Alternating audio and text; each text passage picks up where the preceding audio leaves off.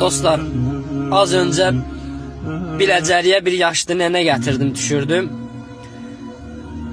Minəndə Hacı Şahın xutbəsinə qulaq asırdım. Yolda gördüm nənə ağlayır. Özüm pis oldum. Da xutbənin səsini aşağı elədim. Nənə dedi, dəymə, qoy oxusun. Deyib, danışsın. Sual soruşdum, nənə, niyə ağlayırsan? Nəsə bir köməyimiz dəyə bilər. Deyim, mənim bir yoldaşım var idi.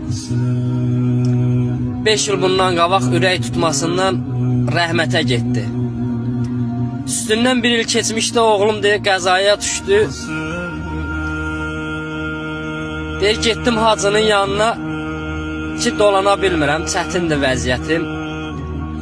Deyir, hacı hər ay bizə kömək eləyərdi. Ya ərzaq, ya produkt. Hər ay bir nəfərlə göndərərdi, deyir, ya özü deyir, kart atardı, pul atardı. Deyir, hacı öləndən sonra deyir, mən küçələrdə bizon kutusu yığıb satmağa başladım. Deyir, oğul, Allah deyir, belə insanları tarixdə 100 ildə bir yaradır. Dəymə, qoy oxusun. Allah Hacı Şahına rəhmət eləsin.